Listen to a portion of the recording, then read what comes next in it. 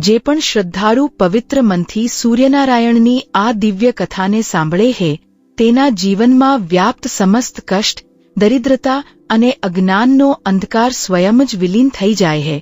આજે અમે આપની સમક્ષ એક એવી અલૌકિક અને હૃદયસ્પર્શી કથા પ્રસ્તુત કરવા જઈ રહ્યા છીએ જેને સાંભળવા માત્રથી મનુષ્યની આત્મામાં એક નવીન પ્રકાશનો ઉદય થાય છે. કહેવાય છે કે સૂર્ય ભગવાન આ દ્રશ્ય જગતના પ્રત્યક્ષ દેવતા છે.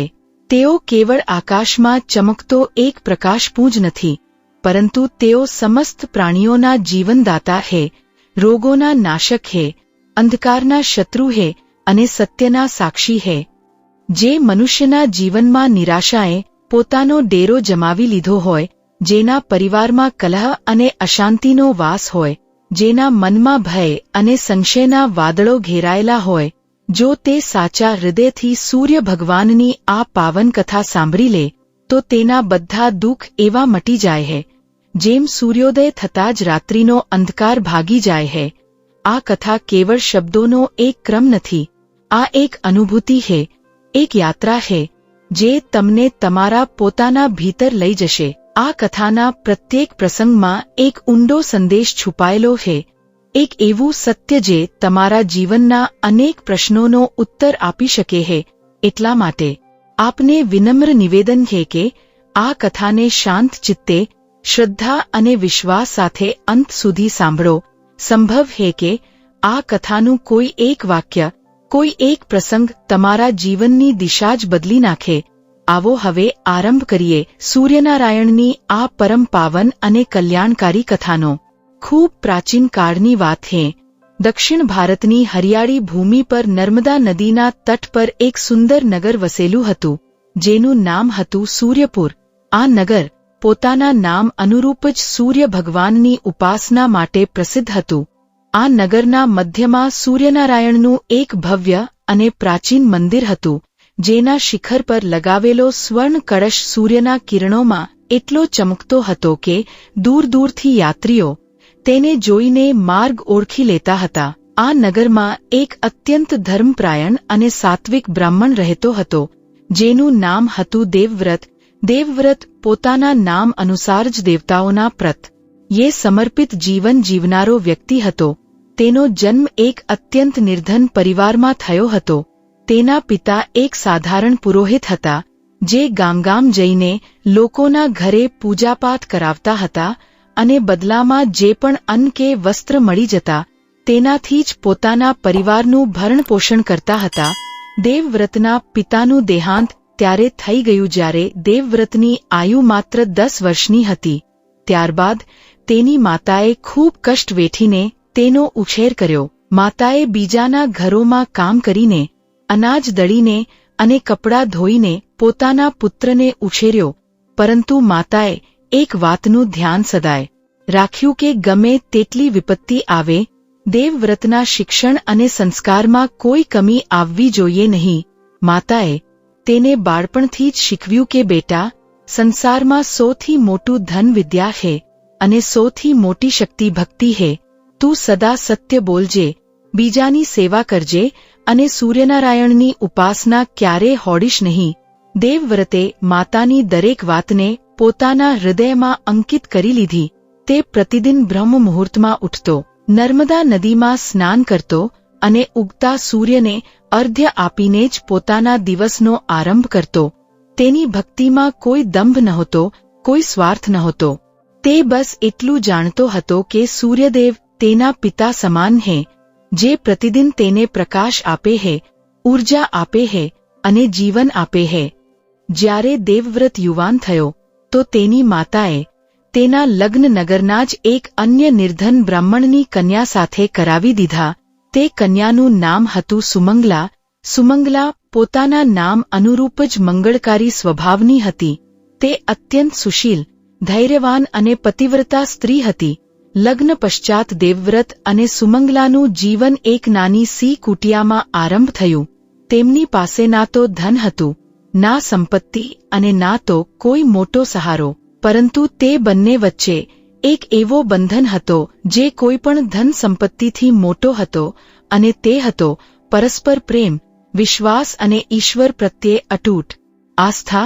સુમંગલાએ પણ દેવવ્રત સાથે મળીને સૂર્ય ઉપાસનાને પોતાના જીવનનું અંગ બનાવી લીધું. બંને પતિપત્ની પ્રતિદિન સાથે મળીને સૂર્યને અર્ઘ્ય આપતા, પ્રાર્થના કરતા અને પછી પોતપોતાના કામમાં લાગી જતા. દેવવ્રત નગરના લોકોના ઘરોમાં પૂજાપાઠ કરાવતો અને સુમંગલા ઘરનું તમામ કામ સંભાળતી. તેમની કુટિયા નાની હતી પરંતુ તેમાં શાંતિ ખૂબ હતી. પડોશીઓ કહેતા હતા કે દેવવ્રતના ઘરથી જે શાંતિ અને પવિત્રતાની અનુભૂતિ આવે છે તે કોઈ રાજમહેલમાં પણ મળતી નથી. સમય વીતતો ગયો અને સુમંગલાએ એક સુંદર પુત્રને જન્મ આપ્યો. દેવવ્રતની ખુશીનો કોઈ પાર નહોતો. તેણે પુત્રનું નામ રાખ્યું તેજસ્વી. તેજસ્વી સચમુચ પોતાના નામ અનુરૂપ હતો. તેના મુખ પર એક અદ્ભુત તેજ હતું. જ્યારે તે જન્મ્યો તો કહેવાય છે કે તે દિવસે સૂર્યોદય સામાન્ય દિવસો કરતાં ક્યાંય વધુ સુંદર અને ભવ્ય હતો. આકાશમાં સોના જેવી લાલીમાં ફેલાયેલી હતી અને પક્ષીઓ અસામાન્ય રીતે મધુર સ્વરમાં ગાઈ રહ્યા હતા. નગરના જ્યોતિષીએ બાળકન જન્મ કુંડળી જોઈને કહ્યું કે આ બાળક મોટો ભાગ્યશાળી છે. તેના ગ્રહોની સ્થિતિ બતાવી રહી છે કે આ આગળ જઈને એક મહાન વ્યક્તિ બનશે.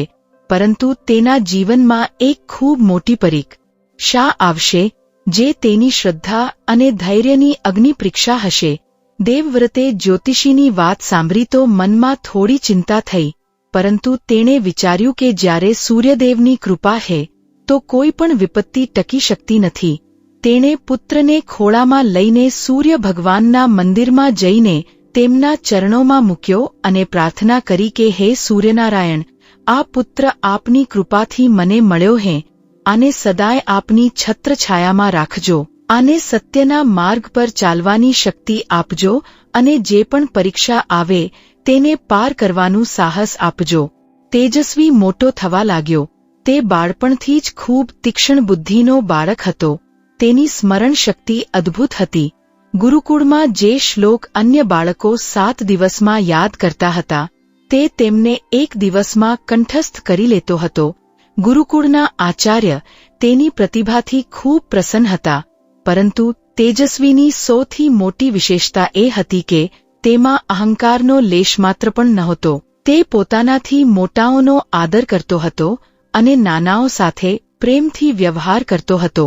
તેણે પોતાના પિતા પાસેથી સૂર્ય ઉપાસનાની વિધિ શીખી હતી અને તે પણ પ્રતિદિન નાગા વગર સૂર્યને અર્ઘ્ય આપતો હતો.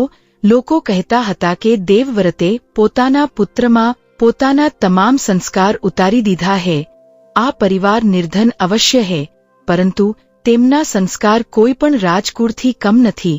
પરંતુ વિધાતાની લેખની ક્યારેક ક્યારેક ખૂબ ક્રૂર હોય છે. જે ઘરમાં આટલી શાંતિ અને ભક્તિ હતી તે ઘર પર અચાનક વિપત્તિઓનો પહાડ તૂટી પડ્યો.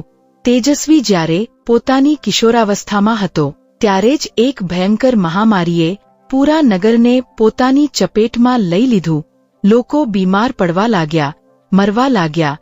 ઘરે ઘરે રુદનનો સ્વર ગૂંજવા લાગ્યો. આ મહામારીએ દેવવ્રતના ઘર પર પણ પ્રહાર કર્યો. સૌથી પહેલા દેવવ્રતની વૃદ્ધ માતા બીમાર પડી. દેવવ્રતે દિવસરાત એક કરીને માતાની સેવા કરી, વેદોને બોલાવ્યા, જડીબુટ્ટીઓ લાવ્યો, પરંતુ વિધિના વિધાનને કોણ ટાળી શકે? એક રાત્રે માતાએ પોતાના પુત્રનો હાથ પકડ્યો અને કહ્યું કે બેટા, મારો સમય આવી ગયો છે. તું ચિંતા ન કર.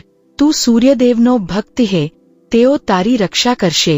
બસ એક વાત યાદ રાખજે, ગમે તેટલી વિપત્તિ આવે તારી ભક્તિ ક્યારે હોડીશ નહીં અને પોતાના પુત્ર તેજસ્વીને સદાય ધર્મના માર્ગ પર ચલાવતો રહેજે. આટલું કહીને માતાએ પોતાના અંતિમ શ્વાસ લીધા અને દેવવ્રતના ખોળામાં જ પ્રાણ ત્યાગી દીધા. દેવવ્રતનું હૃદય તૂટી ગયું. તે માતાના શવને ગળે લગાવીને કલાકો સુધી રોતો રહ્યો. સુમંગલાએ તેને સંભાળ્યો અને કહ્યું કે સ્વામી, માતાજીને મુક્તિ મળી ગઈ છે. તેઓ પુણ્યાત્મા હતા. તેમને સદ્ગતિ અવશ્ય મળશે. આપ ધૈર્ય રાખો. દેવવ્રતે કોઈ રીતે પોતાને સંભાળ્યો, માતાના અંતિમ સંસ્કાર કર્યા અને ફરીથી પોતાના કર્તવ્યોમાં લાગી ગયો. પરંતુ વિપત્તિઓ એક એક કરીને આવી રહી હતી, જાણે કોઈ અદૃશ્ય શક્તિ તેની પરીક્ષા લઈ રહી હોય.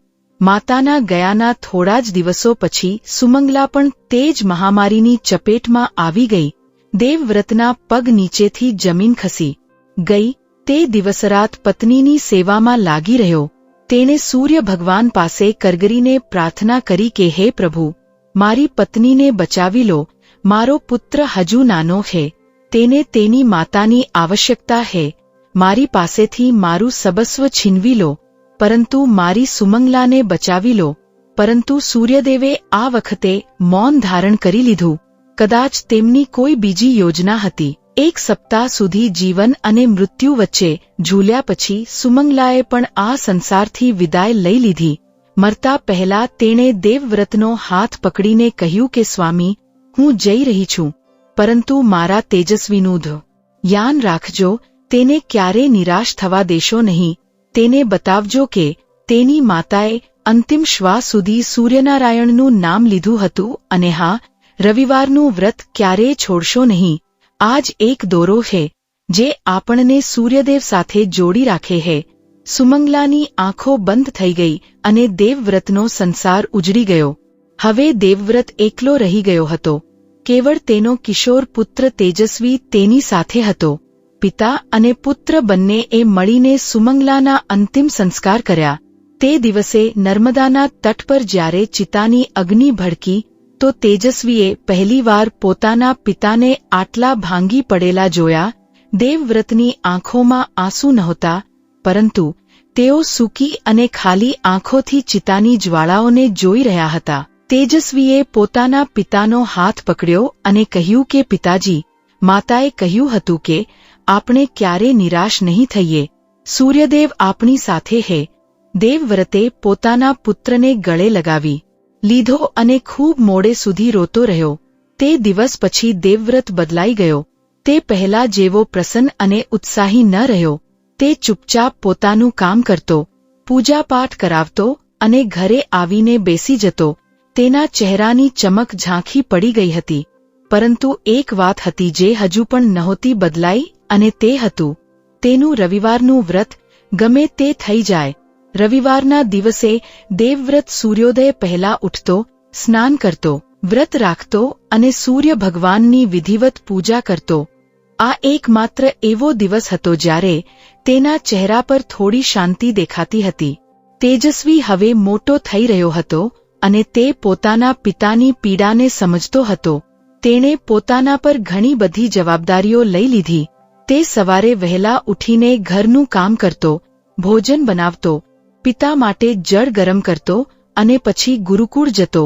સાંજે પાછા ફરીને પિતા સાથે બેસીને વેદોનો પાઠ કરતો.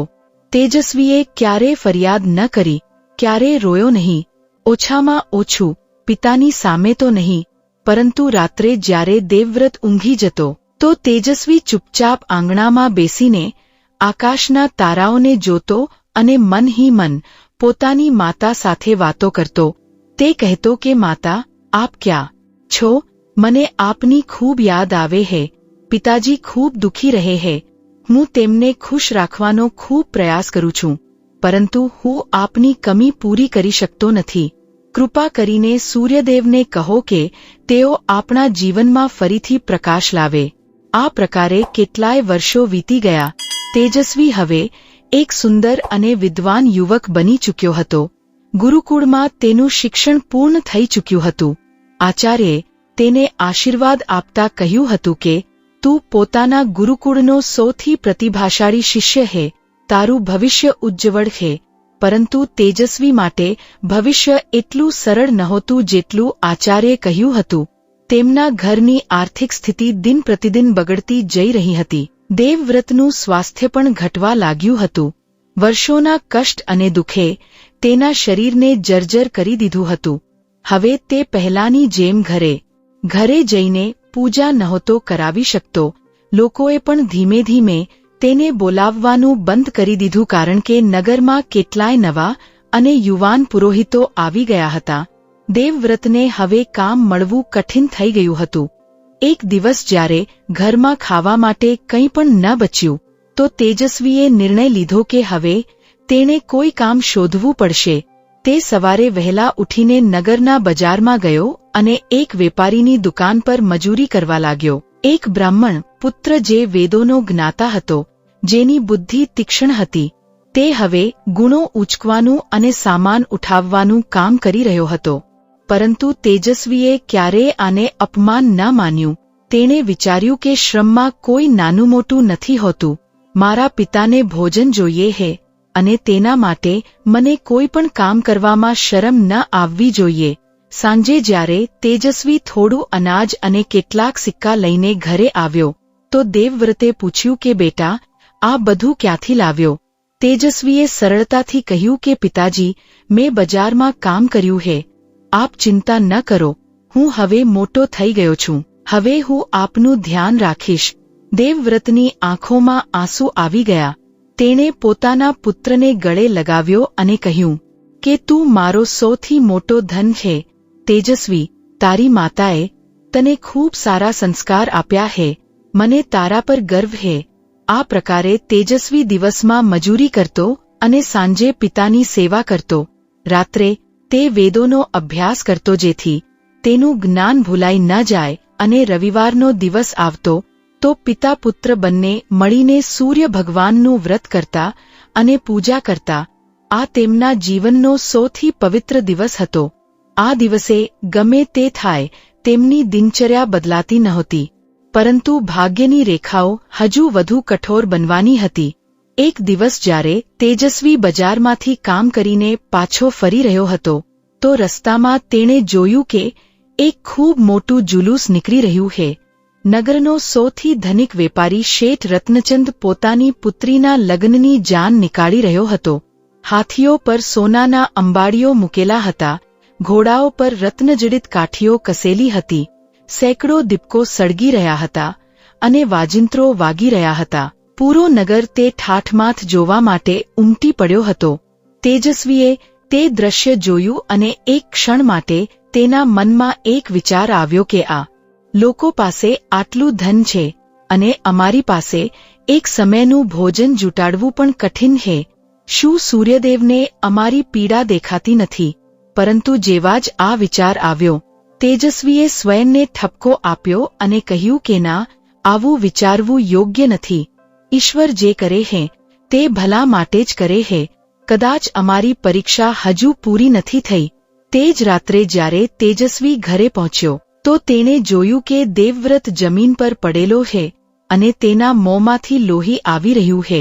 તેજસ્વી દોડીને પિતા પાસે ગયો. તેણે પિતાને ઉંચક્યા અને ઢોલિયા પર સુવડાવ્યા. વૈદ્યને બોલાવવામાં આવ્યો. વૈદ્યે દેવવ્રતની તપાસ કરી અને ગંભીર મુખે કહ્યું કે એમના શરીરમાં એક ગંભીર રોગે ઘર કરી લીધું છે. આ રોગ ખૂબ જૂનો છે અને હવે આ ખૂબ વધી ગયો છે.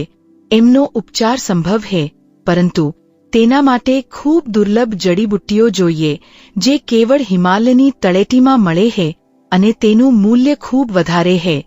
તેજસ્વીએ પૂછ્યું કે કેટલું મૂલ્ય લાગશે વૈદ્યજી? વૈદ્યે જે રકમ બતાવી તે સાંભળીને તેજસ્વીનું દિલ બેસી ગયું. તે રકમ એટલી વધારે હતી કે તેજસ્વીને વર્ષો સુધી મજૂરી કરવી પડે ત્યારે પણ તે જમા થઈ શકે તેમ નહોતી. તેજસ્વીએ વૈદ્યને કહ્યું કે આપ બતાવો કે તે દુર્લભ ઔષધિઓ વિના શું કોઈ બીજો ઉપાય છે? વૈદ્યે માથું હલાવ્યું અને કહ્યું કે તે ઔષધિઓ વિના હું કંઈ કરી શકું નહીં. કેટલીક સાધારણ દવાઓ આપી શકું છું જે થોડો આરામ આપી દેશે, પરંતુ રોગને મૂળમાંથી સમાપ્ત કરવા માટે તે વિશેષ ઔષધિ જ જોઈએ. તેજસ્વી નિરાશ થઈને બેસી ગયો. તેની સામે અંધકાર છવાઈ ગયો.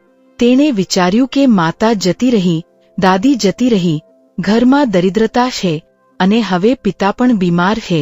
હું શું કરું? ક્યાં જાઉં? કોની પાસે સહાયતા માગું? તે રાત્રે તેજસ્વીને ઊંઘ ન આવી. તે પિતા પાસે બેસીને તેમનું માથું પંપાળતો રહ્યો.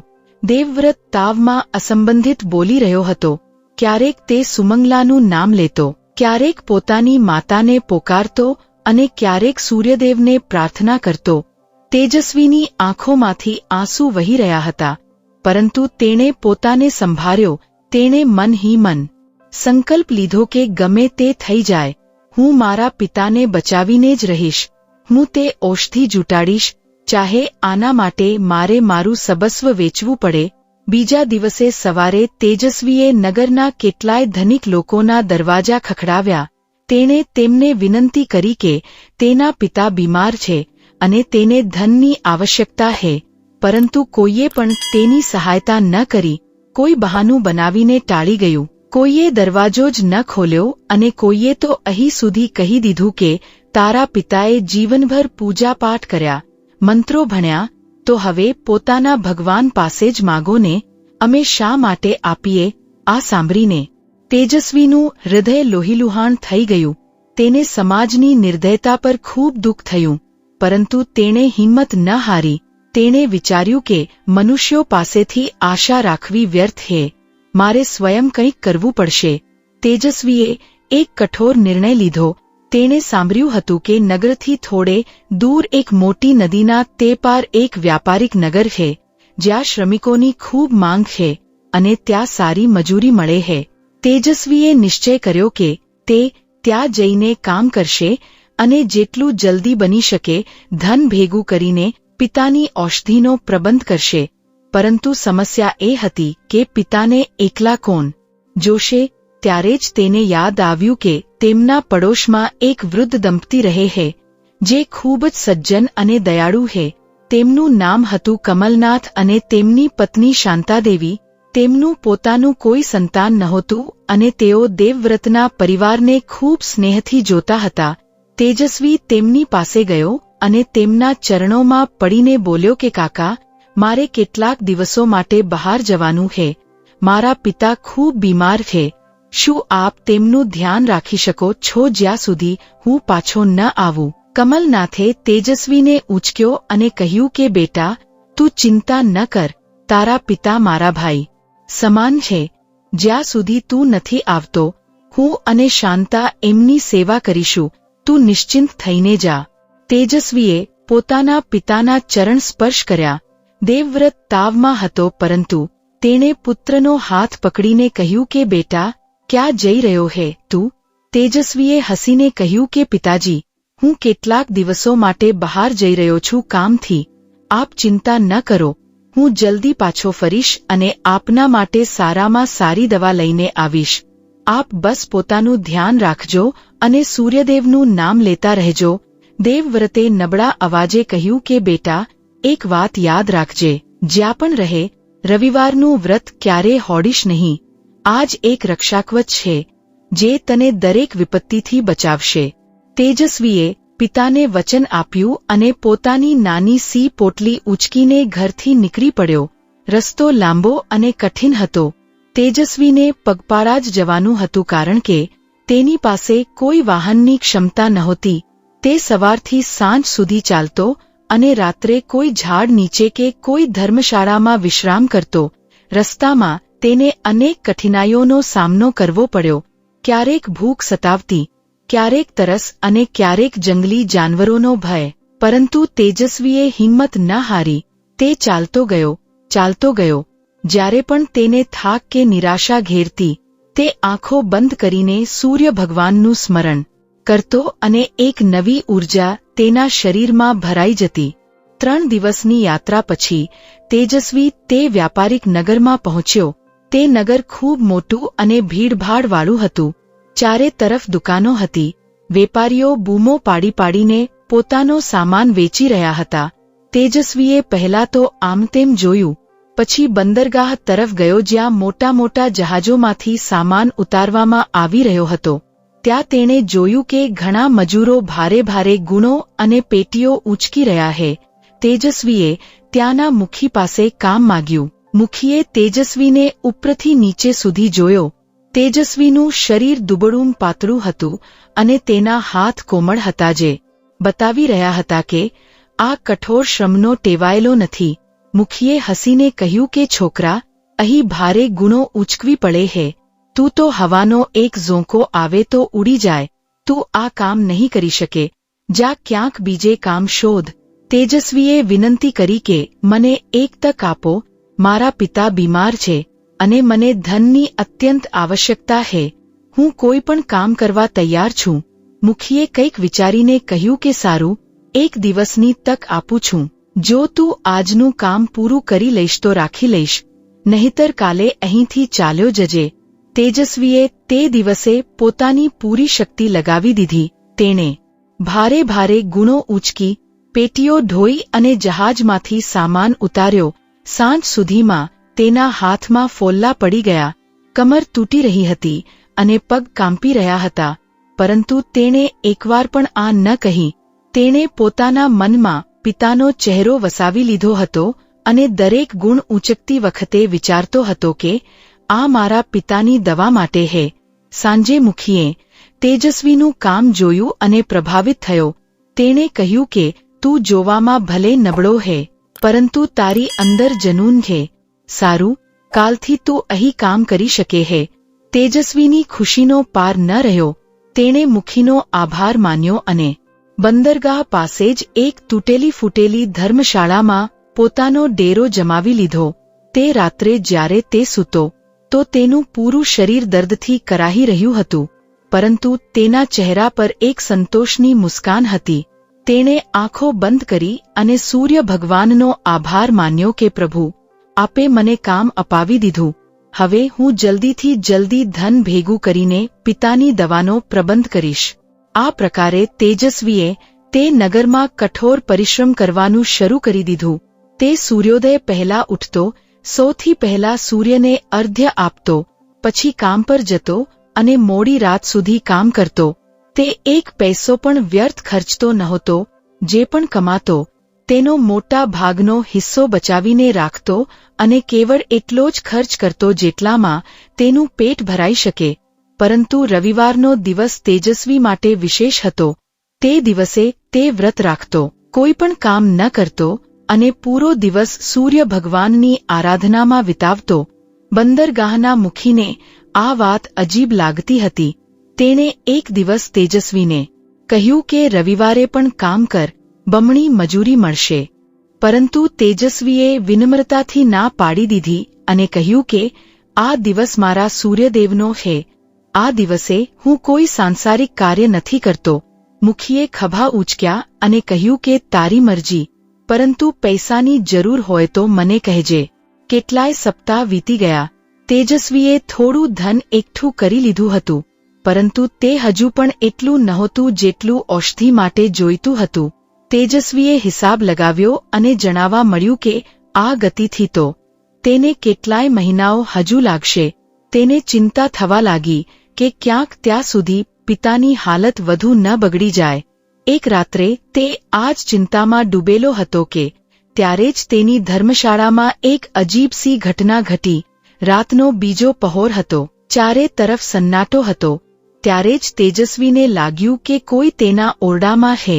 તેણે આંખો ખોલી તો જોયું કે ઓરડામાં એક હલકી સી સોનેરી રોશની ફેલાયેલી છે. તે રોશની કોઈ દીપક કે ચિરાગથી નહોતી આવી રહી.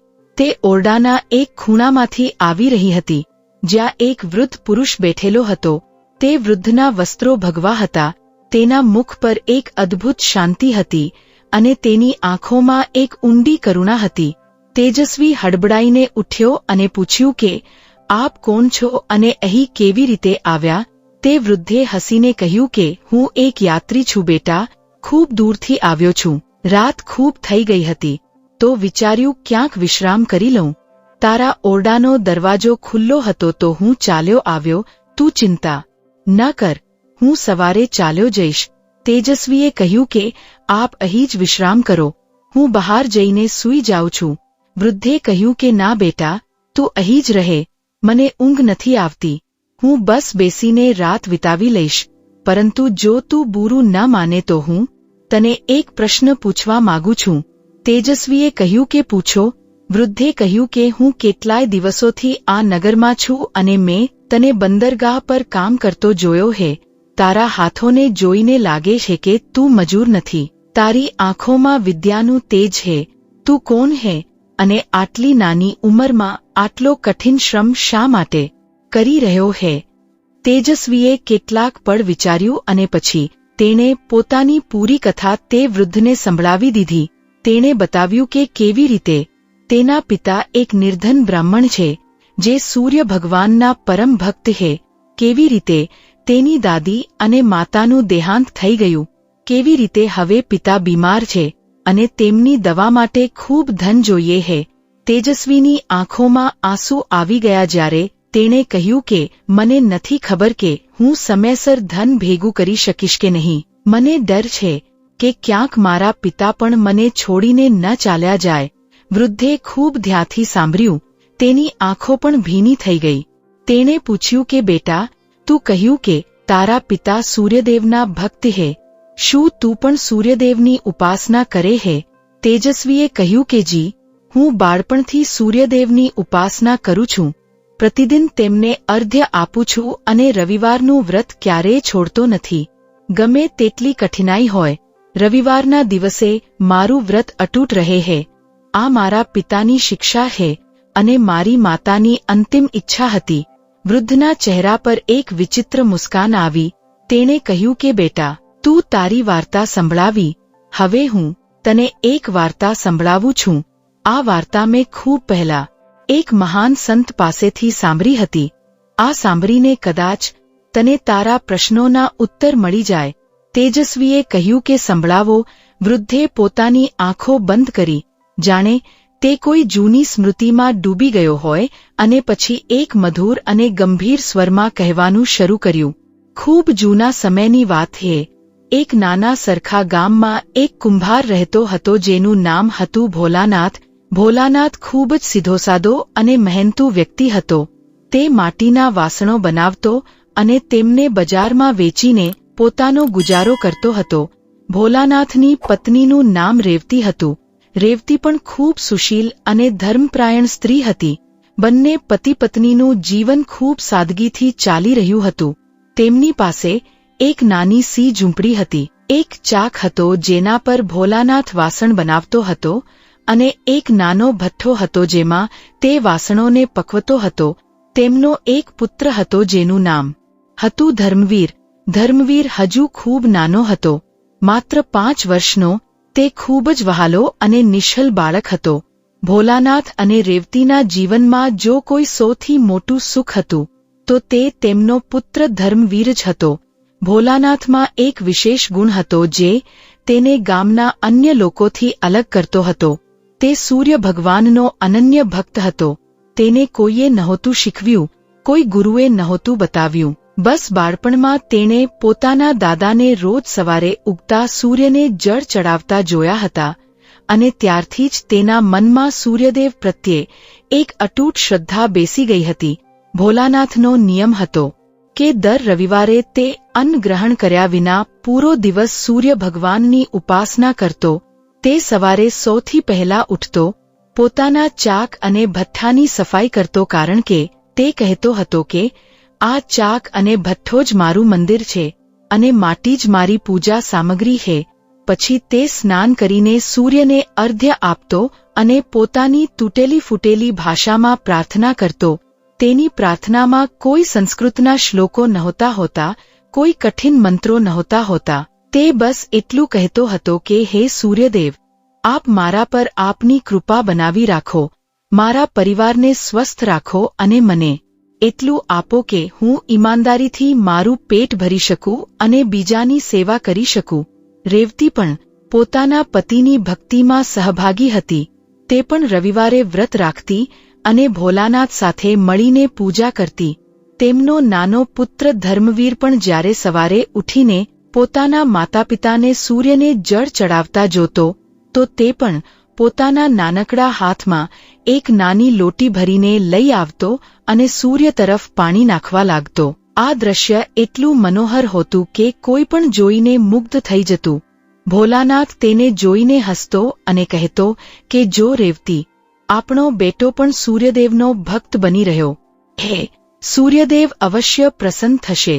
ગામના લોકો ભોલાનાથને એક સીધોસાદો માણસ સમજતા હતા.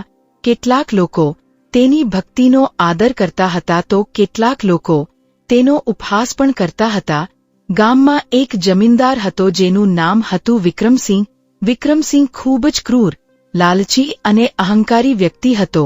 તેની પાસે ખૂબ જમીન હતી.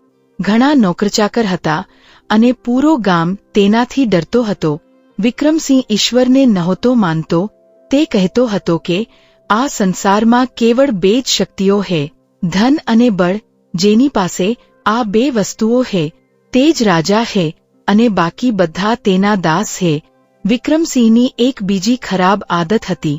તે ગામના ગરીબ લોકોને સતાવતો હતો, તેમની જમીનો હીનવતો, તેમની પાસે વેટ કરાવતો અને જે કોઈ તેની વિરુદ્ધ બોલતો તેને દંડ આપતો. ગામના લોકો તેનાથી એટલા ડરતા હતા કે કોઈ તેની વિરુદ્ધ મોં સુધી નહોતું ખોલતું. ભોલાનાથની પણ એક નાની જમીન હતી જે તેની ઝૂંપડી પાસે હતી. તે જમીન પર તે માટી ખોદતો હતો જેનાથી વાસણ બનાવતો હતો. આ જમીન તેના દાદાના સમયથી તેમના પરિવાર પાસે હતી, પરંતુ વિક્રમસિંહની નજર તે જમીન પર પડી ગઈ કારણ કે તે જમીન તેના ખેતર સાથે જોડાયેલી હતી. વિક્રમસિંહે વિચાર્યું કે જો આ જમીન મને મળી જાય તો મારું ખેતર વધુ મોટું થઈ જશે અને હું ત્યાં ગળીની ખેતી કરી શકું છું, જેનાથી ખૂબ લાભ થશે. એક દિવસ વિક્રમસિંહે ભોલાનાથને બોલાવ્યો. ભોલાનાથ ડરતા વિક્રમસિંહની હવેલીએ પહોંચ્યો. વિક્રમસિંહે પોતાની ગાદી પર બેઠા કહ્યું કે સાંભળ કુંભાર, તારી જે જમીન છે ને તે મને આપી દે. હું તને તેના બદલામાં કેટલાક પૈસા આપી દઈશ.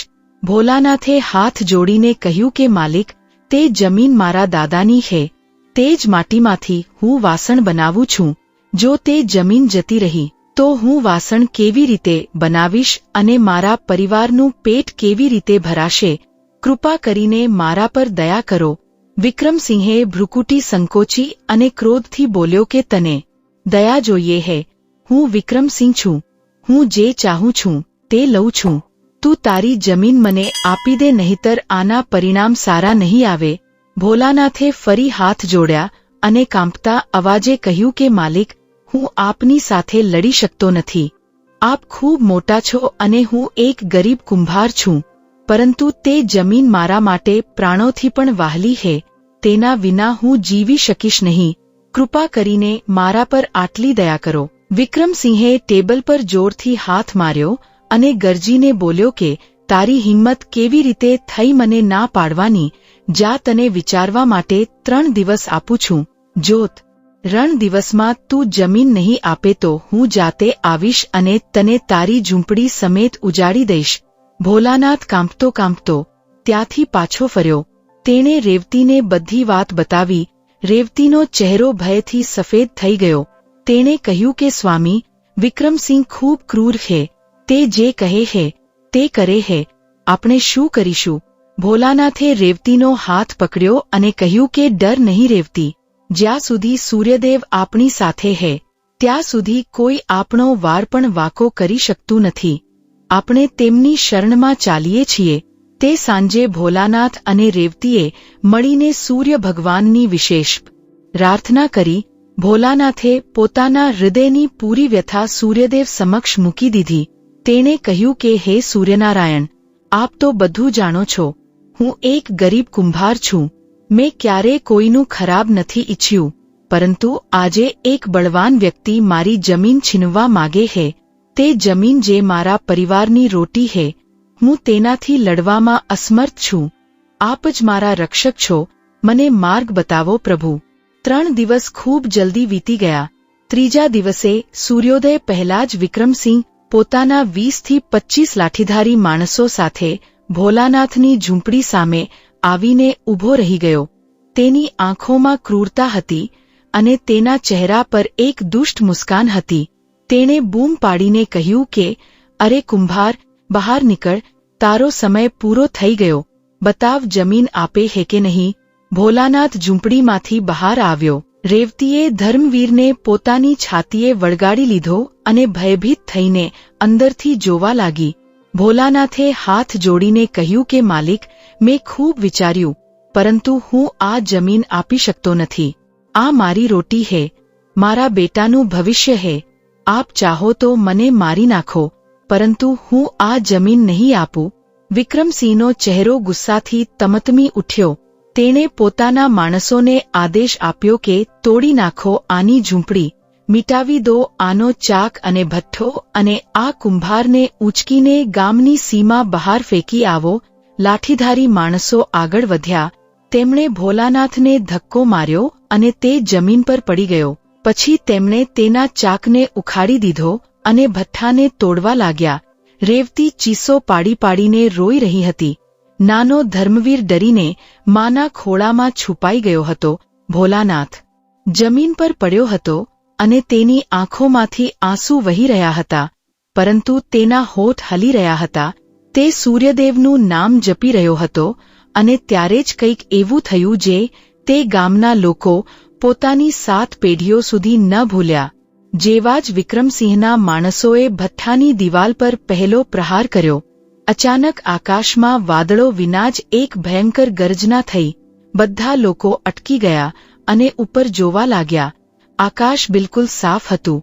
એક પણ વાદળ નહોતું, પરંતુ સૂર્યની રોશની અચાનક એટલી તેજ થઈ ગઈ કે બધાની આંખો અંજાઈ ગઈ. પછી તે તીવ્ર પ્રકાશમાંથી એક અવાજ ગુંજ્યો જે ચારે દિશાઓમાં ફેલાઈ ગયો. તે અવાજ એટલો ભારે અને પ્રભાવશાળી હતો કે સાંભળનારાઓના રૂવારા ઊભા થઈ ગયા. અવાજે કહ્યું કે અટકો, જે કોઈ મારા ભક્તની ભૂમિ પર અન્યાય કરશે તે મારા પ્રકોપથી બચી શકશે નહીં. આ ભૂમિ મારા સેવકની છે અને આના પર કોઈ અધિકાર બીજા કોઈનો નથી. વિક્રમસિંહના માણસો ભયથી કાંપવા લાગ્યા. તેમની લાઠીઓ હાથમાંથી છૂટી ગઈ. કેટલાય તો ત્યાં જ જમીન પર બેસી ગયા. પરંતુ વિક્રમસિંહ હજુ પણ પોતાના અહંકારમાં હતો. તેણે બૂમ પાડીને કહ્યું કે આ બધું આ કુંભારની ચાલાકી છે. કોઈ જાદુટોણો કરી રહ્યો છે. ડરો નહીં, આગળ વધો અને કામ પૂરું કરો. પરંતુ જેવા જ વિક્રમસિંહે આગળ કદમ વધાર્યો, અચાનક તેના પગમાં એક ભયંકર બળતરા શરૂ થઈ ગઈ. તેને લાગ્યું જાણે તે ધખતા અંગારા પર ચાલી રહ્યો હોય. તે દર્દથી ચીસ પાડી ઉઠ્યો અને નીચે જોયું તો તેની આંખો ફાટેલી રહી ગઈ. જમીન સામાન્ય હતી, કોઈ આગ નહોતી, પરંતુ તેના પગમાં એવી પીડા થઈ રહી હતી જાણે સેંકડો સોય એક સાથે ભોંકાઈ રહી હોય. વિક્રમસિંહ પડી ગયો અને જમીન પર આળોટવા લાગ્યો. તેના માણસો તેને ઊંચકવા દોડ્યા, પરંતુ જેવા જ તેમણે ભોલાનાથની જમીન પર પગ મૂક્યો, તેમને પણ એવી જ બળતરા થવા લાગી. એક એક કરીને બધા લાઠીધારીઓ ચીસો પાડતા બૂમો પાડતા ભાગી છૂટ્યા. વિક્રમસિંહને તેના 2 સેવકો કોઈ રીતે ઢસડીને બહાર લઈ ગયા. ભોલાનાથ આ બધું જોઈ રહ્યો હતો. તે વિસ્મિત હતો. તેણે આકાશ તરફ હાથ જોડ્યા અને બોલ્યો કે હે સૂર્યદેવ, આ આપની જ કૃપા છે. આપે મારી લાજ રાખી લીધી. રેવતી પણ રોતી રોતી બહાર આવી અને તેણે પણ સૂર્યને પ્રણામ કર્યા. નાનો ધર્મવીર સમજી નહોતો શકતો કે શું થયું, પરંતુ તે પણ પોતાના માતા પિતાનું જોઈને હાથ જોડીને આકાશ તરફ જોવા લાગ્યો. તે દિવસ પછી વિક્રમસિંહની દશા ખૂબ ખરાબ થઈ ગઈ. તેના પગમાં જે બળતરા થઈ હતી તે કેટલાય દિવસો સુધી ઠીક ન થઈ. વૈદોએ દરેક પ્રકારની ઔષધિ આપી, પરંતુ કોઈ લાભ ન થયો. તેના પગમાં સૂજન આવી ગઈ અને તે ચાલવા ફરવામાં અસમર્થ થઈ ગયો. ગામમાં વાત ફેલાઈ ગઈ કે વિક્રમસિંહે કુંભાર ભોલાનાથની જમીન છીનવવાનો પ્રયાસ કર્યો અને સૂર્યદેવે તેને દંડ આપ્યો. લોકો હવે ભોલાનાથને શ્રદ્ધાની દ્રષ્ટિથી જોવા લાગ્યા. જે લોકો પહેલા તેનો ઉપહાસ કરતા હતા તેઓ પણ હવે તેની સામે હાથ જોડવા લાગ્યા. પરંતુ ભોલાનાથ પહેલા જેવો જ સીધોસાદો રહ્યો. તેણે કોઈની સાથે બદલાની ભાવના ન રાખી અને ના તો કોઈની સામે પોતાને મોટો બતાવ્યો. તે બસ પોતાનું કામ કરતો રહ્યો અને સૂર્યદેવની ભક્તિમાં લીન રહ્યો. કેટલાય સપ્તાહ વીતી ગયા. વિક્રમસિંહનો રોગ વધતો જ જતો હતો. હવે તેના પગમાંથી થતાંકતા આ પીડા તેના પૂરા શરીરમાં ફેલાવા લાગી હતી. તેને રાત્રે ઊંઘ નહોતી આવતી. જેવા જ તે આંખો બંધ કરતો, તેને સ્વપ્નમાં એક વિશાળ સૂર્ય દેખાતો જે તેની તરફ વધતો આવી રહ્યો હોય. વિક્રમસિંહ ભયથી ચીસ પાડીને જાગી જતો. તેણે ઘણા વૈદો બોલાવ્યા, ઘણા તાંત્રિકોને બોલાવ્યા, પરંતુ કોઈ તેનો રોગ ઠીક ન કરી શક્યું.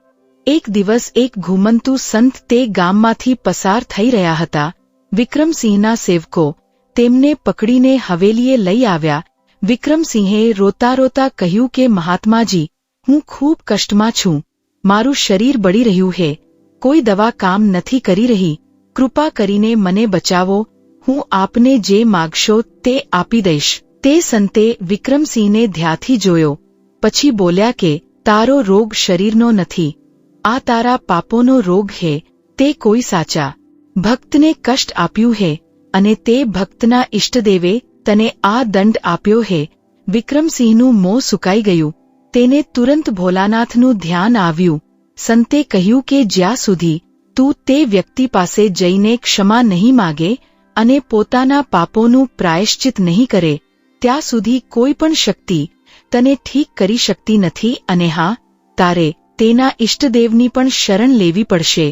વિક્રમસિંહના અહંકારે પહેલા તો વિરોધ કર્યો. તેણે વિચાર્યું કે હું એક જમીનદાર છું અને એક કુંભાર પાસે જઈને ક્ષમા માગું, આ તો મારી પ્રતિષ્ઠાનો સવાલ છે.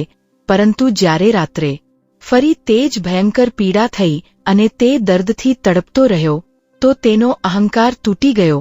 આગલી સવારે વિક્રમસિંહે પોતાના સેવકોને કહ્યું કે મને કુંભાર ભોલાનાથના ઘરે લઈ ચાલો. સેવકો વિક્રમસિંહને પાલખીમાં બેસાડીને ભોલાનાથની ઝૂંપડી સુધી લઈ ગયા. ભોલાનાથ તે સમયે પોતાના ચાક પર વાસણ બનાવી રહ્યો હતો. જ્યારે તેણે જોયું કે વિક્રમસિંહ તેના દ્વારે આવ્યો હે તો તે સહમી ગયો. તેને લાગ્યું કે કદાચ ફરી કોઈ ઉપદ્રવ થવાનો હે. પરંતુ ત્યારે જ તેણે જોયું કે વિક્રમસિંહની આંખોમાં આંસુ હે અને તેનો ચહેરો દિનહીન છે. વિક્રમસિંહે પાલખીમાંથી ઉતરવાનો પ્રયાસ કર્યો પરંતુ તેના પગ કામ નહોતા કરી રહ્યા. સેવકોએ તેને સહારો આપીને ભોલાનાથ સામે બેસાડ્યો. વિક્રમસિંહે કાંપતા હાથોથી ભોલાનાથના પગ પકડી લીધા અને રોતા રોતા બોલ્યો કે ભોલાનાથ, મને ક્ષમા કરી દે. મેં તારી સાથે ખૂબ અન્યાય કર્યો. મેં તારી જમીન છીનવવાનો પ્રયાસ કર્યો, તારી ઝૂંપડી તોડાવી, તને માર્યો પીટ્યો. હું ખૂબ મોટો પાપી છું. હવે મને સૂર્યદેવે દંડ આપ્યો હે. મારું શરીર બળી રહ્યું હે. કોઈ વૈદ્ય મારો ઇલાજ નથી કરી શકતો.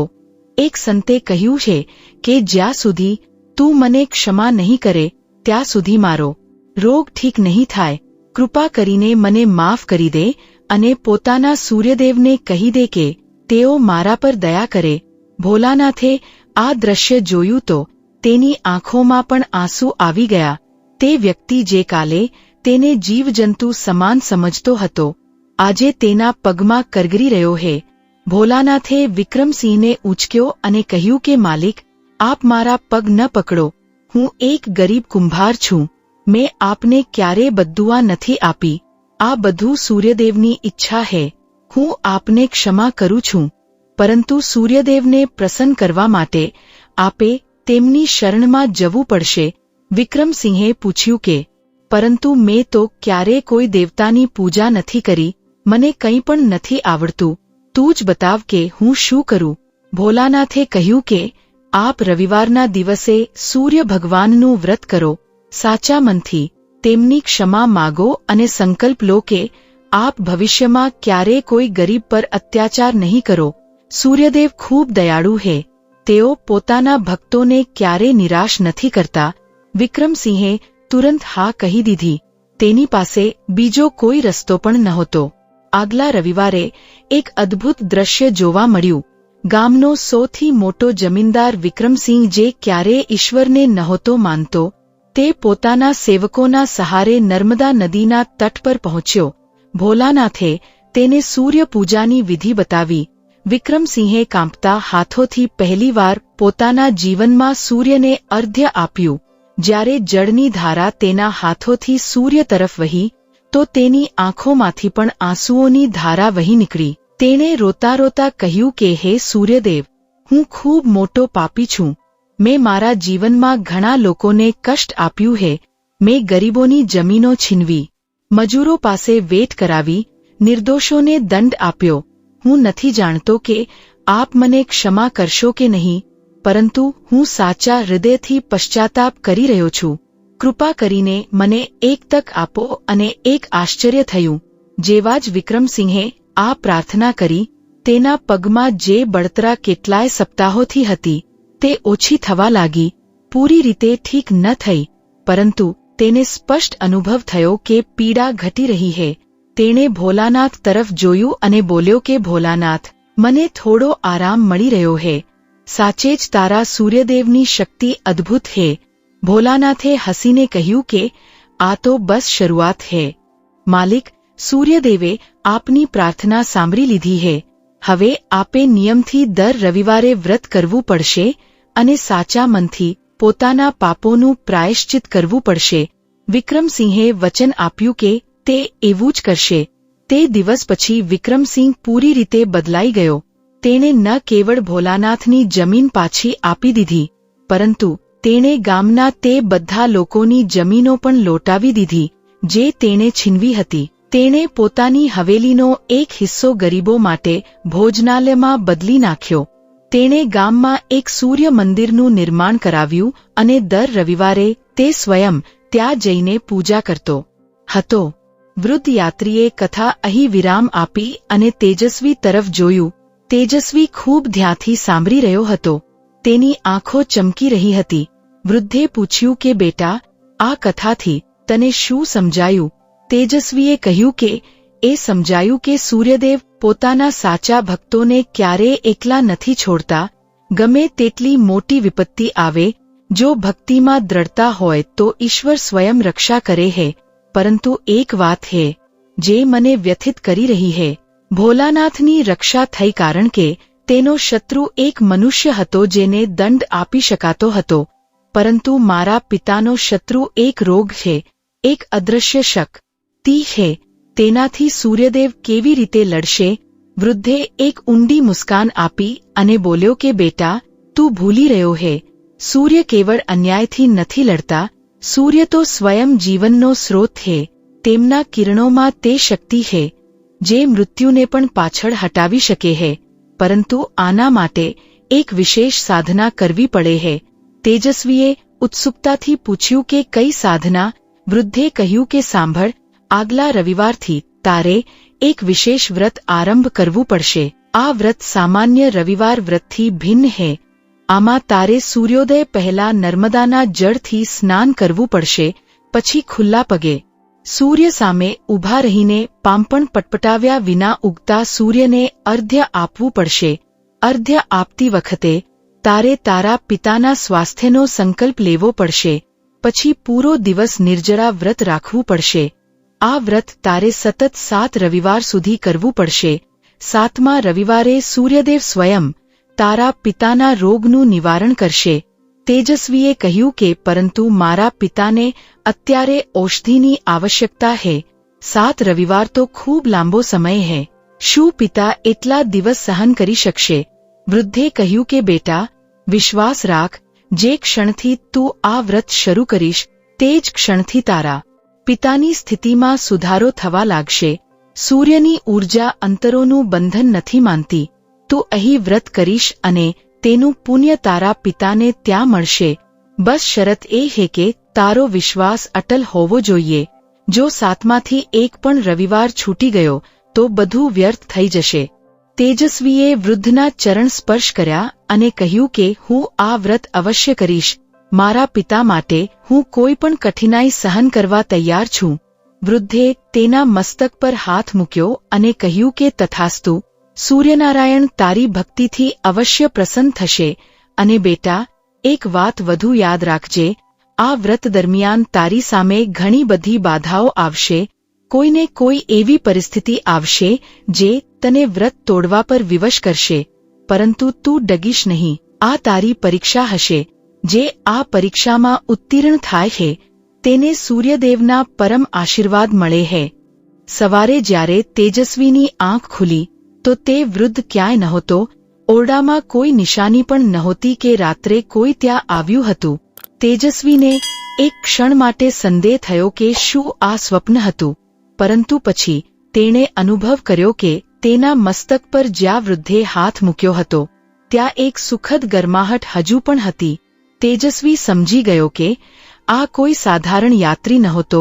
કદાચ સ્વયં સૂર્યદેવે કોઈ રૂપમાં આવીને તેને માર્ગદર્શન આપ્યું હતું. તેના મનમાં એક અદ્ભુત શાંતિ અને દ્રઢતા આવી ગઈ. તેણે નિશ્ચય કર્યો કે તે આવનારા રવિવારથી આ વિશેષ વ્રત અવશ્ય કરશે. તે સપ્તાહે તેજસ્વીએ પહેલા કરતાં પણ વધુ મહેનતથી કામ કર્યું. તેણે વિચાર્યું કે વ્રતના દિવસે તો કામ નહીં કરી શકું, એટલા માટે બાકીના દિવસોમાં વધુ કામ કરીને તેની ભરપાઈ કરી લઉં. બંદરગાહનો મુખી તેની લગ્નથી પ્રભાવિત હતો અને તેણે તેજસ્વીની મજૂરી થોડી વધારી દીધી. પહેલો રવિવાર આવ્યો. તેજસ્વી બ્રહ્મ મુહૂર્તમાં ઉઠ્યો. તે નગર બહાર વહેતી નદીના તટ પર ગયો. હજુ અંધારું હતું. ઠંડી હવા ચાલી રહી હતી. તેજસ્વીએ ઠંડા જળમાં ડૂબકી લગાવી. શરીર કાંપી ઉઠ્યું, પરંતુ મન દ્રઢ હતું. પછી તે ભીના વસ્ત્રોમાં જ નદીના તટ પર ઊભો રહી ગયો અને પૂર્વ દિશા તરફ મુખ કરીને પ્રતીક્ષા કરવા લાગ્યો. ધીમે ધીમે આકાશમાં લાલીમા ફેલાવા લાગી. ક્ષિતિજ પર સોનેરી રેખા ઉભરી અને પછી સૂર્ય ભગવાનનું ભવ્ય મંડળ ઉપર ઉઠવા લાગ્યું. તેજસ્વીએ પોતાના હાથમાં તાંબાનું પાત્ર ઊંચક્યું જેમાં જળ ભરેલું હતું અને પાંપણ પટપટાવ્યા વિના સૂર્યને અર્ધ્ય આપ્યું. જળની ધારા પડી અને સૂર્યના કિરણોએ તે જળને સોના સમાન ચમકાવી દીધું. તેજસ્વીએ મનમાં સંકલ્પ કર્યો કે હે સૂર્યનારાયણ, આ અર્ધ્ય હું મારા પિતા દેવવ્રતના સ્વાસ્થ્ય અને દીર્ઘાયુ માટે અર્પિત કરું છું. કૃપા કરીને તેમના રોગને દૂર કરો અને તેમને નવજીવન પ્રદાન કરો. તે પૂરો દિવસ તેજસ્વીએ અન્ન અને જળ બંનેનો ત્યાગ કર્યો. ભૂખ અને તરસે તેને ખૂબ સતાવ્યો. શરીરમાં નબળાઈ આવી, પરંતુ તેણે પોતાનું મન પિતાની સ્મૃતિમાં લગાવી રાખ્યું હતું. જ્યારે પણ ભૂખ સતાવતી, તે વિચારતો કે મારા પિતા તો આનાથી પણ વધુ કષ્ટ સહન કરી રહ્યા હે. મારી આ નાની સી તપસ્યા તેમના માટે હે. સાંજે જ્યારે સૂર્ય અસ્ત થયો તો તેજસ્વીએ ફરીથી નદીમાં સ્નાન કર્યું અને સૂર્યને પ્રણામ કરીને પોતાનું વ્રત ખોલ્યું. તેણે થોડું ફળ ખાધું અને પાણી પીધું. તે રાત્રે તેને ખૂબ ઊંડી અને શાંત ઊંઘ આવી. સ્વપ્નમાં તેણે પોતાના પિતાને જોયા જે હસી રહ્યા હતા. બીજો રવિવાર આવ્યો. તેજસ્વીએ ફરી તે જ વિધિ દોહરાવી. આ વખતે તેને વધુ કઠિનાઈ થઈ કારણ કે પૂરા સપ્તાહના કઠોર શ્રમ પછી શરીર પહેલાથી જ થાકેલું હતું. પરંતુ તેજસ્વીએ હાર ન માની. ત્રીજા રવિવારે તેની સામે પહેલી મોટી બાધા આવી. તે દિવસે બંદરગાહ પર એક મોટું જહાજ આવી રહ્યું હતું અને મુખીએ બધા મજૂરોને રવિવારે પણ કામ પર આવવાનો આદેશ આપ્યો. તેણે કહ્યું કે જે નહીં આવે તેને કામમાંથી કાઢી મૂકવામાં આવશે. તેજસ્વી સામે એક કઠિન વિકલ્પ હતો. જો તે કામ પર જાત તો તેનું વ્રત તૂટી જાત અને જો ન જાત તો નોકરી જતી રહેત. પરંતુ તેજસ્વીએ એક ક્ષણ પણ ન વિચાર્યું. તેણે મુખીને કહ્યું કે મુખીજી, હું રવિવારે કામ નથી કરી શકતો. આ મારા સૂર્યદેવનો દિવસ છે. જો આપ મને કાઢી મૂકવા માંગતા હો તો કાઢી મૂકો, પરંતુ હું મારું વ્રત નહીં તોડું. મુખીએ ગુસ્સામાં કહ્યું કે તું પાગલ છે. નોકરી કરતાં વધુ જરૂરી તારી પૂજાપાઠ છે. સારું, કાલથી તું અહીં ન આવતો. તારી જગ્યાએ કોઈ બીજાને રાખી લઈશ. તેજસ્વીનું દિલ ડૂબી ગયું. તેની નોકરી જતી રહી. હવે તે ધન કેવી રીતે ભેગું કરશે? પિતાની દવાનું શું થશે? પરંતુ તેણે પોતાને સંભાળ્યો અને વિચાર્યું કે જે સૂર્યદેવે મને આ વ્રત કરવાની પ્રેરણા આપી છે તેઓ જ માર્ગ પણ બતાવશે. હું મારો વિશ્વાસ નહીં ખોઉં. ત્રીજા રવિવારનું વ્રત પૂરું થયું. પાયથીએ તારી નોકરી છોડી દીધી. તારી આ નિષ્ઠા જોઈને મને વિશ્વાસ થઈ ગયો કે તું એક ઈમાનદાર વ્યક્તિ છે. શું તું મારા ત્યાં કામ કરીશ? તેજસ્વીની આંખો ખુશીથી ભરાઈ આવી. તેણે તુરંત હા કહી દીધી. વિશ્વનાથે તેને બંદરગાહની મજૂરી કરતાં ક્યાંય વધુ વેતન આપ્યું અને સાથે જ એ પણ કહ્યું કે રવિવારે તારે કામ નથી કરવાનું. તે દિવસ તારા સૂર્યદેવનો છે. તેજસ્વીએ મન હી મન સૂર્ય ભગવાનનો આભાર માન્યો. તેને હવે સમજાઈ રહ્યું હતું કે સૂર્યદેવ કેવી રીતે પોતાના ભક્તોની પરીક્ષા લે છે અને પછી તેમને પહેલા કરતાં પણ વધુ આપે છે. ચોથો અને પાંચમો રવિવાર કોઈ પણ બાધા વિના વીતી ગયો. તેજસ્વીનું વ્રત ચાલી રહ્યું હતું અને તેની ભક્તિ દિન પ્રતિદિન ઊંડી થતી જતી હતી. વિશ્વનાથના ત્યાં કામ કરતાં કરતાં તેજસ્વીએ સારો એવો ધન જમા કરી લીધો. તેણે વિચાર્યું કે 7મા રવિવાર પછી તે આ ધન લઈને પોતાના ઘરે પાછો ફરશે અને પિતાની દવાનો પ્રબંધ કરશે, પરંતુ 6ઠા રવિવારે એક બીજી મોટી પરીક્ષા આવી ગઈ. શનિવારની રાત્રે તેજસ્વીને અચાનક સખત તાવ આવી ગયો. તેનું પૂરું શરીર આગની જેમ તપી રહ્યું હતું. તેને એટલી નબળાઈ થઈ ગઈ કે તે ઊભો પણ નહોતો થઈ શકતો. તેણે વિચાર્યું કે કાલે રવિવાર છે અને મારે વ્રત કરવાનું છે, પરંતુ આ હાલતમાં તો હું ઉઠી પણ નહીં શકું. શું આ પણ સૂર્યદેવની પરીક્ષા છે? રાતભર તેજસ્વી તાવમાં તડપતો રહ્યો. કેટલીય વાર તેનું મન થયું કે આ વખતે વ્રત છોડી દે અને આગલા રવિવારથી ફરી શરૂ કરી લેશે, પરંતુ પછી તેને વૃદ્ધ યાત્રીની વાત યાદ આવી કે જો 7માંથી એક પણ રવિવાર છૂટી ગયો તો બધું વ્યર્થ થઈ જશે. તેજસ્વીએ પોતાના દાંત પીસ્યા અને સંકલ્પ કર્યો કે ગમે તે થાય તે કાલનું વ્રત કરશે. સવારે જ્યારે બ્રહ્મ મુહૂર્ત થયું તો તેજસ્વીએ કોઈ રીતે પોતાના શરીરને ઊંચક્યું. તેના પગ લડખડાઈ રહ્યા હતા, આંખો સામે અંધકાર છવાઈ રહ્યો હતો અને પૂરું શરીર કાંપી રહ્યું હતું, પરંતુ તે ચાલતો રહ્યો. તે પડતો, સંભળાતો અને ફરી ચાલતો. કોઈ રીતે તે નદીના તટ સુધી પહોંચ્યો. ઠંડા જળમાં સ્નાન કરતી વખતે તેને લાગ્યું કે તે બેભાન થઈ જશે, પરંતુ તેણે સૂર્યદેવનું નામ લીધું અને જળમાં ડૂબકી લગાવી અને એક આશ્ચર્ય થયું.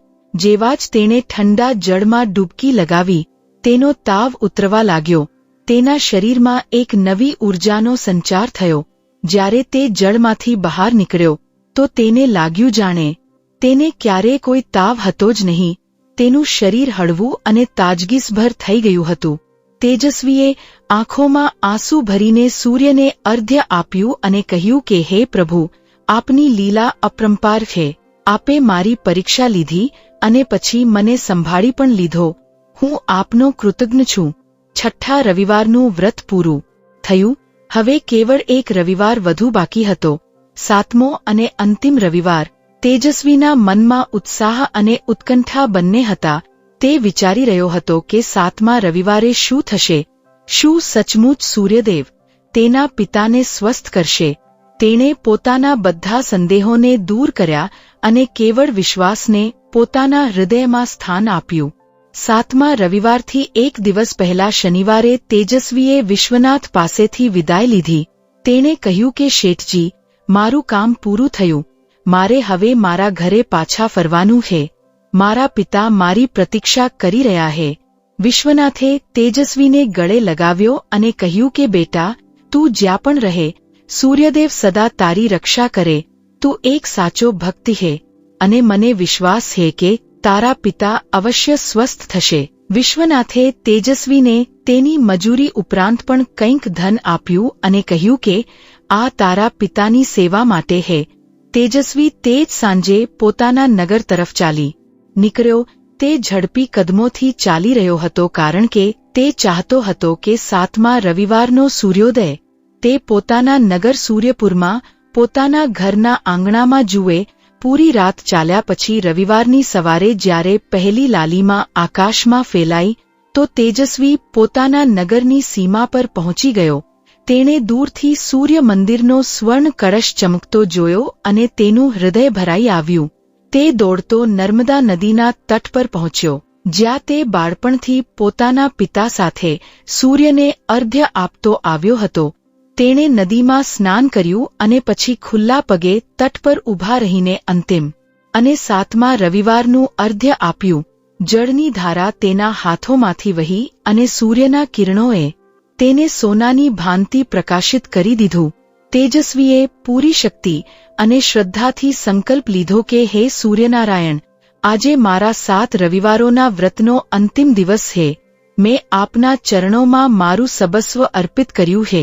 હવે કૃપા કરીને આપના વચનને પૂરું કરો અને મારા પિતાને સ્વસ્થ કરો. અને ત્યારે જ કંઈક અદ્ભુત થયું. સૂર્યના કિરણો જે સામાન્ય રીતે પૂરા આકાશમાં વિખેરાય છે, તે ક્ષણે તે સિમટીને એક તીવ્ર ધારામાં બદલાઈ ગયા જે સીધા તેજસ્વીના મસ્તક પર આવીને પડ્યા.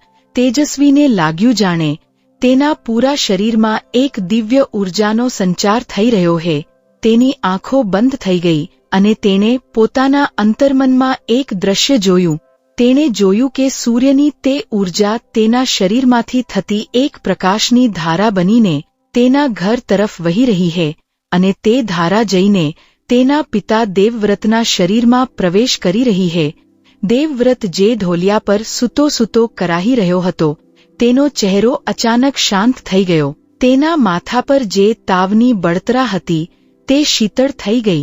તેના શ્વાસ જે ઉખડી રહ્યા હતા તે સામાન્ય થઈ ગયા. તેજસ્વીએ જ્યારે પોતાની આંખો ખોલી તો તેના ચહેરા પર આંસુ હતા, પરંતુ તે આંસુ દુઃખના નહીં પરંતુ અપાર કૃતજ્ઞતાના હતા. તે જાણતો હતો કે સૂર્યદેવે તેની પ્રાર્થના સાંભળી લીધી હે. તે ઝડપી કદમોથી પોતાના ઘર તરફ ચાલ્યો. જ્યારે તે ઘરે પહોંચ્યો તો જે દ્રશ્ય તેણે જોયું તે જોઈને તે ત્યાં જ ઊભો રહી ગયો. તેના પિતા દેવવ્રત જે મહિનાઓથી ઢોલિયા પરથી ઉઠી નહોતા શક્યા, તેઓ આંગણામાં ઊભા રહીને સૂર્યને અર્ધ્ય આપી રહ્યા હતા. તેમના ચહેરા પર તે જ જૂનું તેજ પાછું આવી ગયું હતું. તેમના હાથ સ્થિર હતા અને તેમના અવાજમાં તે જ જૂની દ્રઢતા હતી. પડોશી કમલનાથ અને શાંતાદેવી પણ બહાર ઊભા રહીને આ ચમત્કાર જોઈ રહ્યા હતા. શાંતાદેવીની આંખોમાં ખુશીના આંસુ હતા. તેજસ્વી દોડીને પોતાના પિતાના ચરણોમાં પડી ગયો કે, પિતાજી, આપ ઠીક થઈ ગયા. આપ ઊભા છો. આપ ચાલી રહ્યા છો. દેવવ્રતે પોતાના પુત્રને ઉંચક્યો અને ગળે લગાવી લીધો કે બેટા, આજે સવારે જ્યારે સૂર્યોદય થયો તો મને એવું લાગ્યું જાણે કોઈ અદૃશ્ય શક્તિ મારા શરીરમાં પ્રવેશ કરી રહી હે. મારો બધો દર્દ, બધી નબળાઈ એક પળમાં ગાયબ થઈ ગઈ. મેં આંખો ખોલી તો મને લાગ્યું જાણે હું નવો જન્મ લઈ રહ્યો છું. હું સમજી ગયો કે આ સૂર્યદેવની કૃપા હે. પરંતુ બેટા, તે શું કર્યું? તું ક્યાં હતો આટલા દિવસ? તેજસ્વીએ પોતાના પિતાને પૂરી કથા સંભળાવી. કેવી રીતે તેણે બંદરગાહ પર કામ કર્યું, કેવી રીતે તે વૃદ્ધ યાત્રી તેને મળ્યો, કેવી રીતે તેણે 7 રવિવારોના વિશેષ વ્રત કર્યા અને કેવી રીતે આજે 7મા રવિવારે સૂર્યદેવે પોતાની કૃપા વરસાવી. દેવવ્રતે પોતાના પુત્રની વાત સાંભળીને કહ્યું કે બેટા, તે વૃદ્ધ યાત્રી કોઈ સાધારણ વ્યક્તિ નહોતો. તે સ્વયં સૂર્યદેવનો કોઈ દૂત રહ્યો હશે કે કદાચ સ્વયં ભગવાન જ કોઈ રૂપમાં તારી સામે આવ્યા હતા. તારી ભક્તિ અને તારા સમર્પણે તેમને પ્રસન્ન કરી દીધા અને તેમણે ના કેવળ મારા પ્રાણ બચાવ્યા પરંતુ તને એક નવું જીવન પણ આપ્યું. પિતા અને પુત્ર બંનેએ મળીને સૂર્ય મંદિરમાં જઈને સૂર્યનારાયણના ચરણોમાં માથું ટેકવ્યું. તે દિવસે પૂરા સૂર્યપુર નગરમાં આ સમાચાર વીજળીની જેમ ફેલાઈ ગયા કે કુંભાર ગલીના બ્રાહ્મણ દેવવ્રત જે મૃત્યુના દ્વારે હતા, સૂર્યદેવની કૃપાથી સ્વસ્થ થઈ ગયા હે. આ સૂર્યદેવની કૃપાનો પ્રત્યક્ષ પ્રમાણ હતો. નગરના લોકો દૂર દૂરથી દેવવ્રત અને તેજસ્વીને મળવા આવવા લાગ્યા. બધાના મનમાં એક જ પ્રશ્ન હતો કે આ કેવી રીતે થયું? તેજસ્વીએ બધાને પોતાની કથા સંભળાવી અને 7 રવિવારોના વિશેષ વ્રત વિશે બતાવ્યું. ઘણા લોકોએ તે જ દિવસથી સૂર્યવ્રત આરંભ કરવાનો સંકલ્પ લીધો. દેવવ્રત સ્વસ્થ થઈ ગયો હતો, પરંતુ તેજસ્વીએ તેને વધારાની સાવધાની તરીકે તે દુર્લભ ઔષધિ પણ આપી જે તે લઈને આવ્યો હતો. વૈદ્યે દેવવ્રતની તપાસ કરી અને વિસ્મિત થઈને કહ્યું કે આ તો ચમત્કાર છે. એમના શરીરમાં રોગનું કોઈ ચિહ્ન જ નથી બચ્યું. એવું લાગે છે જાણે એમને ક્યારેય કોઈ રોગ હતો જ નહીં. તેજસ્વીએ હસીને કહ્યું કે વૈદ્યજી, આ સૂર્યનારાયણની કૃપા હે. તેમના કિરણોમાં તે શક્તિ હે જે કોઈ પણ ઔષધિથી પર હે. સમય વીતતો ગયો. દેવવ્રત અને તેજસ્વીનું જીવન ધીમે ધીમે પટરી પર આવવા લાગ્યું. તેજસ્વીએ વિશ્વનાથ પાસેથી પ્રાપ્ત ધનનો એક ભાગ પિતાની સેવામાં લગાવ્યો અને બાકીના ભાગથી એક નાની સી દુકાન ખોલી, જ્યાં તે પૂજા સામગ્રી અને ધાર્મિક ગ્રંથો વેચતો હતો. દુકાન સારી ચાલવા લાગી કારણ કે નગરના લોકો તેજસ્વીની ઈમાનદારી અને ભક્તિથી પરિચિત હતા અને તેઓ તેના પર પૂર્ણ વિશ્વાસ કરતા હતા.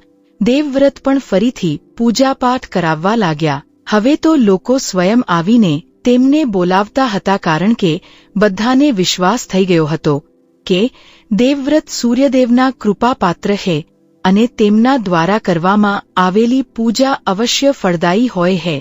એક દિવસ નગરના રાજપુરોહિત આચાર્ય વિદ્યાસાગર દેવવ્રતને મળવા આવ્યા. આચાર્ય વિદ્યાસાગર ખૂબ જ વિદ્વાન અને સન્માનિત પુરોહિત હતા. તેમણે તેજસ્વીની કથા સાંભળી હતી અને તેઓ તેને મળવા માગતા હતા.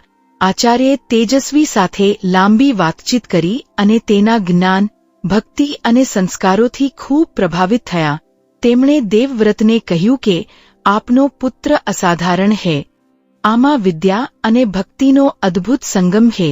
હું ચાહું છું કે આ મારા ગુરુકુળમાં વિશેષ શિક્ષણ પ્રાપ્ત કરે અને આગળ જઈને એક યોગ્ય પુરોહિત બને. દેવવ્રતની આંખોમાં ખુશીના આંસુ આવી ગયા. તેણે કહ્યું કે આચાર્યજી, આપની આ કૃપા અમારા માટે સૂર્યદેવના આશીર્વાદથી કમ નથી. તેજસ્વીએ પણ આચાર્યના પ્રસ્તાવને સહર્ષ સ્વીકાર કર્યો.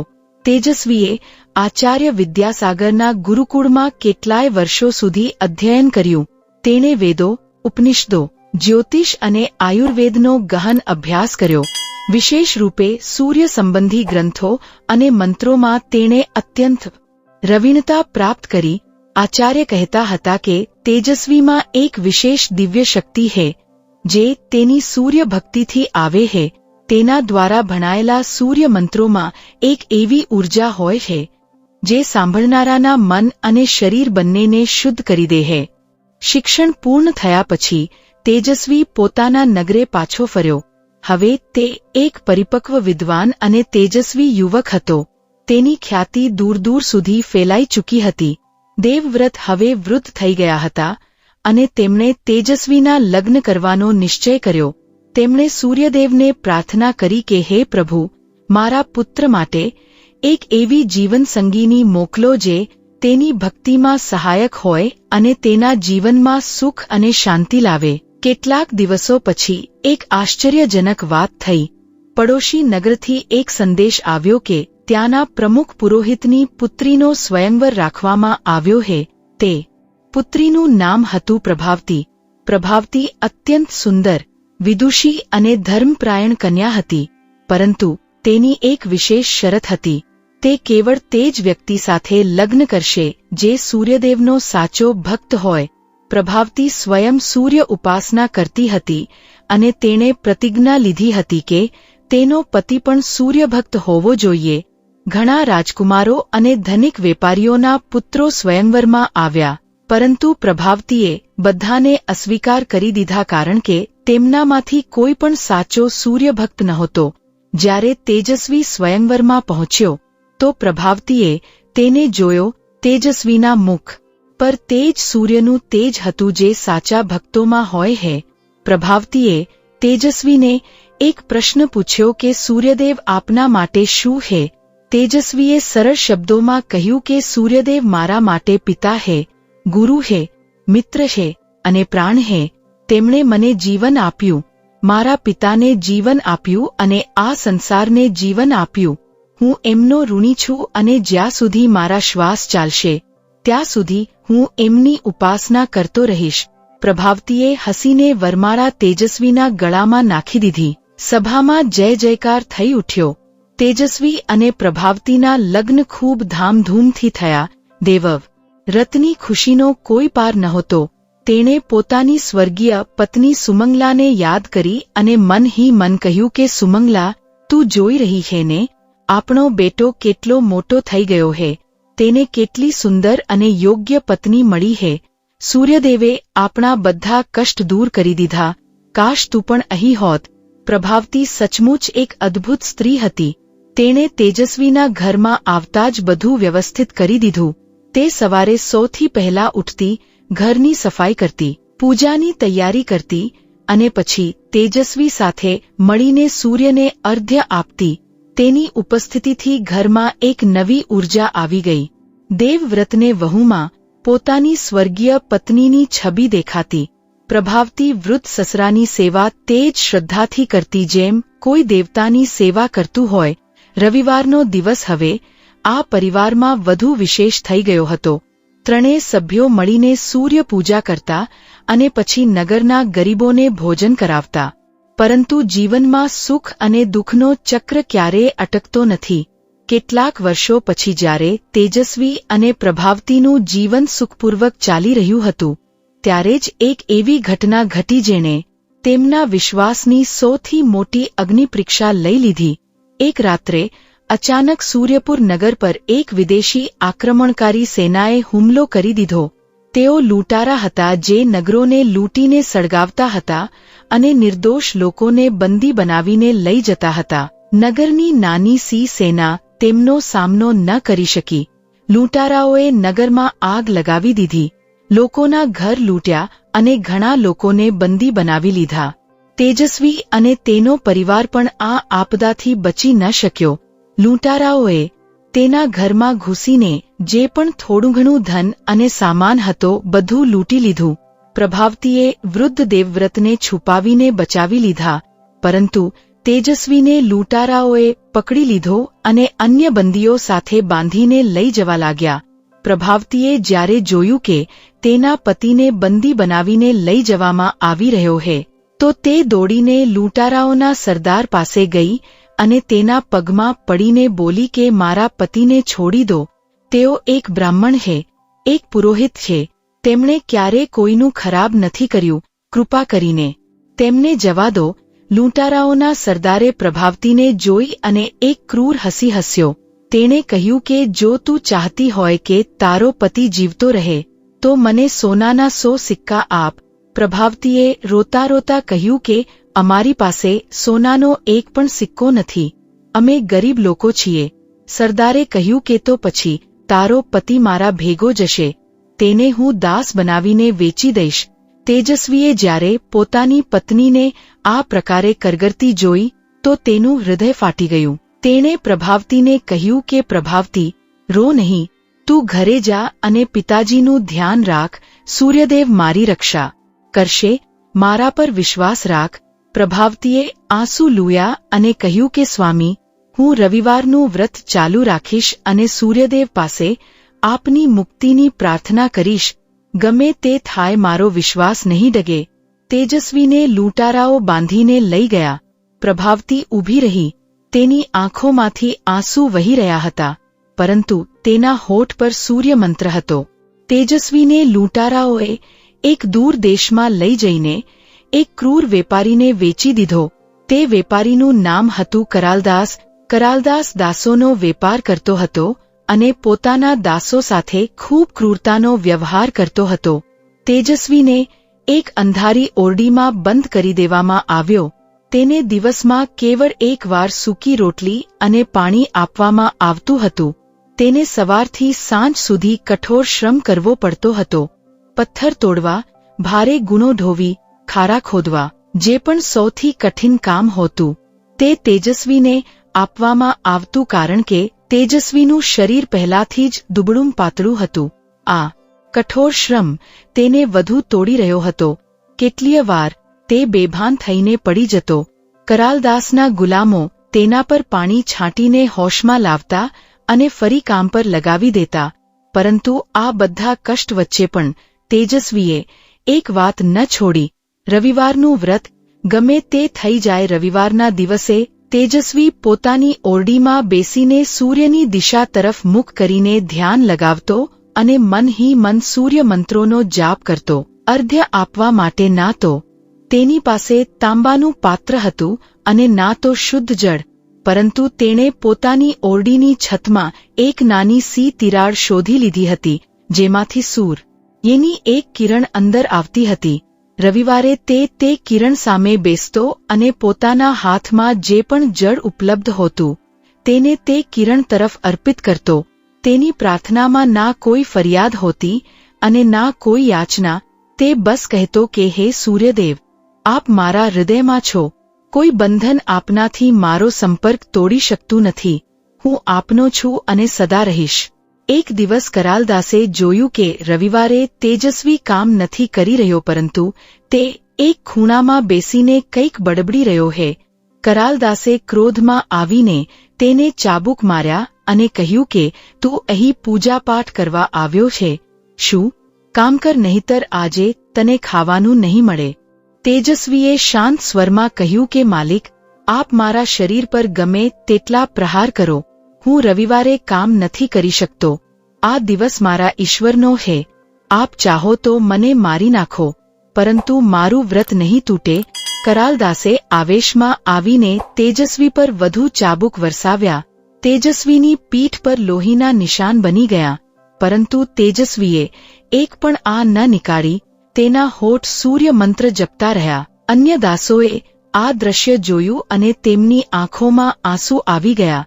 તેમણે ક્યારેય આવી દ્રઢ ભક્તિ નહોતી જોઈ. તેમનામાંથી કેટલાકે તેજસ્વીને પૂછ્યું કે તું આટલું કષ્ટ સહન કરીને પણ પોતાનું વ્રત શા માટે નથી છોડતો? તેજસ્વીએ કહ્યું કે કારણ કે આ વ્રત મારા પ્રાણોથી પણ વહાલું છે.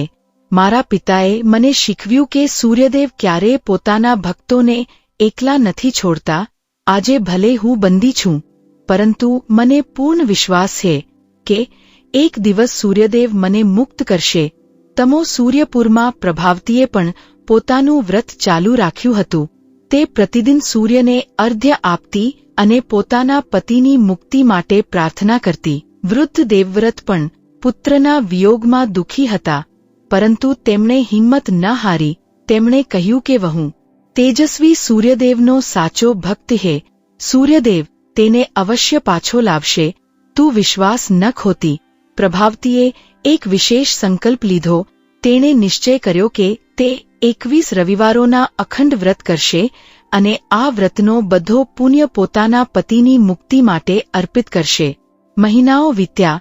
તેજસ્વી દાસના રૂપમાં કઠોર જીવન જીવી રહ્યો હતો, પરંતુ તેની ભક્તિ અને તેના વ્યક્તિત્વનો પ્રભાવ ધીમે ધીમે તેની આસપાસના લોકો પર પડવા લાગ્યો.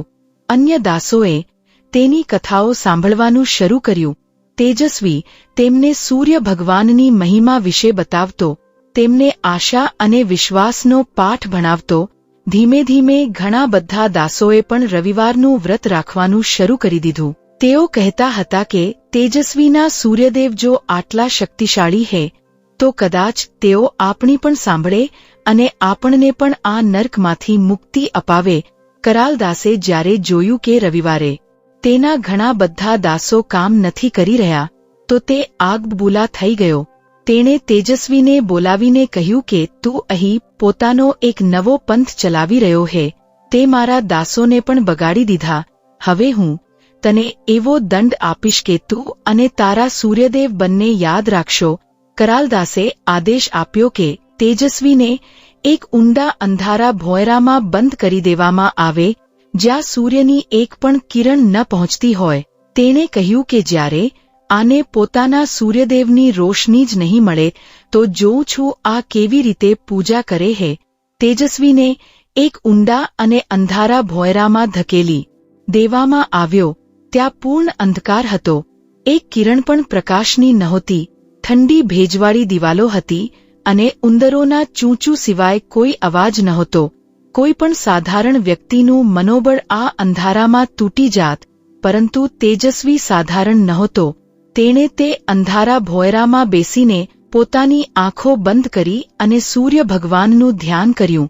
તેણે કહ્યું કે હે સૂર્યદેવ, આ લોકો વિચારે છે કે મને અંધારામાં બંધ કરીને તેઓ મને આપનાથી દૂર કરી શકે છે, પરંતુ તેઓ નથી જાણતા કે આપ કેવળ આકાશમાં નથી, આપ મારા હૃદયમાં પણ છો. આ અંધારું મારી આંખોને રોકી શકે હે, પરંતુ મારી આત્માને નહીં. હું મારી આંખો બંધ કરીને પણ આપને જોઈ શકું છું. અને સચમુચ જ્યારે તેજસ્વીએ ઊંડા ધ્યાનમાં પોતાની આંખો બંધ કરી, તો તેને પોતાના અંતર્મનમાં એક તીવ્ર પ્રકાશ દેખાયો. તે પ્રકાશ સૂર્યનો પ્રકાશ હતો. તેણે પોતાના મનની ભીતર સૂર્યને ઉગતો જોયો, ચમકતો જોયો અને તેમની ગરમાહટને અનુભવ કર્યો. તેના શરીરમાં એક દિવ્ય ઊર્જા ભરાઈ ગઈ. તેનું અંધારું ભોંયરું તેના માટે એક ધ્યાન કક્ષ બની ગયું. તે દિવસ અને રાતનો અંતર ભૂલી ગયો. તે કેવળ સૂર્યના પ્રકાશમાં ડૂબેલો રહ્યો. 7 દિવસ વીતી ગયા. કરાલદાસે વિચાર્યું કે અત્યાર સુધી તો આ કુંભાર તૂટી ગયો હશે. તેણે ભોયરાનો દરવાજો ખોલાવ્યો, પરંતુ જે દ્રશ્ય તેણે જોયું તે જોઈને તે સ્તબ્ધ રહી ગયો. ભોયરામાં અંધારું નહોતું, પૂરું ભોયરું એક મંદ સોનેરી રોશનીથી ભરેલું હતું અને તે રોશનીના કેન્દ્રમાં તેજસ્વી બેઠેલો હતો, ધ્યાનમગ્ન, શાંત, અને તેના ચહેરા પર એક અલૌકિક તેજ હતું. તે રોશની ક્યાંથી આવી રહી હતી આ કોઈ સમજી ન શક્યું, કારણ કે ભોયરામાં કોઈ બારી નહોતી, કોઈ દીપક નહોતો. તે પ્રકાશ સ્વયં તેજસ્વીના શરીરમાંથી નીકળી રહ્યો હતો. કરાલદાસના પગ કાંપવા લાગ્યા. તેની સાથે જે ગુલામો આવ્યા હતા તેઓ ભય અને શ્રદ્ધાથી જમીન પર પડી ગયા. કરાલદાસે પહેલીવાર પોતાના જીવનમાં કોઈ અદૃશ્ય શક્તિનો ભય અનુભવ્યો. તેણે કાંપતા અવાજે કહ્યું કે આ શું હે? આ કેવો જાદુ હે? તેજસ્વીએ ધીમેથી પોતાની આંખો ખોલી. તેની આંખોમાં એક વિચિત્ર તેજ હતું જે સીધું કરાલદાસની આંખોમાં જઈને લાગ્યું. કરાલદાસને લાગ્યું જાણે કોઈ તેના અંતર્મનને વાંચી રહ્યું હોય. તેજસ્વીએ શાંત સ્વરમાં કહ્યું કે કરાલદાસ, આ જાદુ નથી, આ સૂર્યનારાયણની કૃપા હે. તે મને અંધારામાં બંધ કર્યો, પરંતુ સૂર્યદેવનો પ્રકાશ કોઈ દિવાલથી નથી રોકાતો. જેમ તેઓ બહારના અંધકારને મિટાવે હે તેમ જ તેઓ મનના અંધકારને પણ મિટાવે હે. તારા મનમાં પણ ખૂબ અંધકાર છે કરાલદાસ, લાલચનો અંધકાર, ક્રૂરતાનો અંધકાર, અહંકારનો અંધકાર.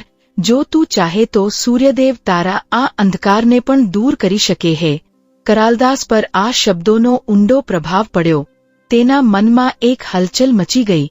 તેણે પોતાના જીવન વિશે વિચાર્યું. કેટલા લોકોને તેણે કષ્ટ આપ્યું હતું, કેટલા પરિવારોને ઉજાર્યા હતા, કેટલા નિર્દોષ લોકોને દાસ બનાવ્યા હતા.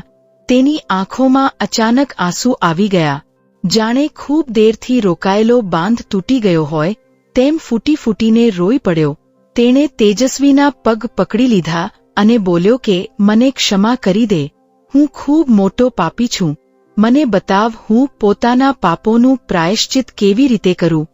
તેજસ્વીએ તેને ઊંચક્યો અને કહ્યું કે કરાલદાસ, પ્રાયશ્ચિતનું પહેલું કદમ હે પોતાના પાપોને રોકવું.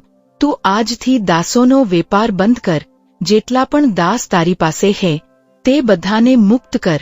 પછી દર રવિવારે સૂર્ય ભગવાનનું વ્રત કર અને સાચા મનથી તેમની ક્ષમા માગ. સૂર્યદેવ ખૂબ દયાળુ હે. તેઓ દરેક તે વ્યક્તિને ક્ષમા કરે હે જે સાચા હૃદયથી પશ્ચાતાપ કરે હે. કરાલદાસે તે જ દિવસે પોતાના બધા દાસોને મુક્ત કરી દીધા. તેણે તેજસ્વીના ચરણ સ્પર્શ કર્યા અને કહ્યું કે તું સ્વતંત્ર હે. પોતાના ઘરે જા અને મને વચન આપ કે તું મારા માટે સૂર્યદેવ પાસે પ્રાર્થના કરીશ કે તેઓ મને મારા પાપોમાંથી મુક્તિ આપે. તેજસ્વીએ કહ્યું કે મને વચન આપવાની આવશ્યકતા નથી. સૂર્યદેવ બધાના હે. તું સ્વયં તેમની શરણમાં જા, તેઓ તારી અવશ્ય સાંભળશે. તેજસ્વી મુક્ત થઈ ગયો. તેણે અન્ય મુક્ત દાસો સાથે મળીને પાછા ફરવાની યાત્રા આરંભ કરી. યાત્રા લાંબી અને કઠિન હતી, પરંતુ તેજસ્વીના મનમાં પોતાના પરિવારને મળવાની જે ઉત્કંઠા હતી તે તેને શક્તિ આપતી રહી. કેટલાય સપ્તાહોની યાત્રા પછી એક રવિવારની સવારે તેજસ્વી સૂર્યપુર નગરની સીમા પર પહોંચ્યો. દૂરથી તેણે સૂર્ય મંદિરનો સ્વર્ણ કળશ ચમકતો જોયો અને તેની આંખો ભરાઈ આવી. તે દોડતો પોતાના ઘરે પહોંચ્યો. પ્રભાવતી તે સમયે આંગણામાં સૂર્યને અર્ધ્ય આપી રહી હતી. આ તેના 21મા રવિવારના વ્રતનો અંતિમ દિવસ હતો. જ્યારે તેણે અર્ધ્યનું જળ છોડ્યું અને આંખો ખોલી તો તેની સામે તેજસ્વી ઊભેલો હતો. એક ક્ષણ માટે પ્રભાવતીને વિશ્વાસ ન થયો. પછી જ્યારે તેજસ્વીએ હસીને કહ્યું કે પ્રભાવતી, હું પાછો આવી ગયો, તો પ્રભાવતીનું તાંબાનું પાત્ર હાથમાંથી છૂટી ગયું અને તે દોડીને પોતાના પતિને ભેટી પડી. બંને ખૂબ મોડે સુધી રોતા રહ્યા. વૃદ્ધ દેવવ્રત પણ બહાર આવ્યા અને પોતાના પુત્રને ગળે લગાવ્યો. તેમની આંખોમાંથી આંસુ વહી રહ્યા હતા, પરંતુ ચહેરા પર મુસ્કાન હતી. તેમણે કહ્યું કે સૂર્યનારાયણ આપની જય હો. આપે મારા પુત્રને લોટાવી દીધો. તે દિવસે પૂરા સૂર્યપુર નગરમાં ઉત્સવ ઉજવવામાં આવ્યો. લોકો તેજસ્વીને મળવા આવ્યા. તેની કથા સાંભળી અને સૂર્યદેવની મહિમાના ગુણગાન કર્યા. તેજસ્વીએ બધાને બતાવ્યું કે કેવી રીતે સૌથી કઠિન પરિસ્થિતિઓમાં પણ સૂર્યદેવે તેનો સાથ ન છોડ્યો. તેણે કહ્યું કે મિત્રો, સૂર્યદેવ દરેક જગ્યાએ હે, બંદરગાહ પર પણ, સમુદ્ર પર પણ, અંધારા ભોયરામાં પણ. જ્યાં સુધી આપણા હૃદયમાં તેમનો પ્રકાશ છે, કોઈ પણ અંધકાર આપણને હરાવી શકતો નથી. તેજસ્વીની કથા સાંભળીને ઘણા લોકો પ્રભાવિત થયા અને તેમણે પણ રવિવાર વ્રત આરંભ કર્યું. ધીમે ધીમે સૂર્યપુર નગર સૂર્ય ઉપાસનાનું એક પ્રમુખ કેન્દ્ર બની ગયું. દૂર દૂરથી લોકો ત્યાં આવવા લાગ્યા. તેજસ્વીએ નગરમાં એક મોટું સૂર્ય મંદિર બનાવડાવ્યું, જેમાં પ્રતિદિન સેંકડો લોકો પૂજા કરતા હતા. પ્રભાવતીએ મંદિર પાસે એક ધર્મશાળા બનાવડાવી, જ્યાં ગરીબ યાત્રીઓને નિઃશુલ્ક ભોજન અને આશ્રય મળતો હતો.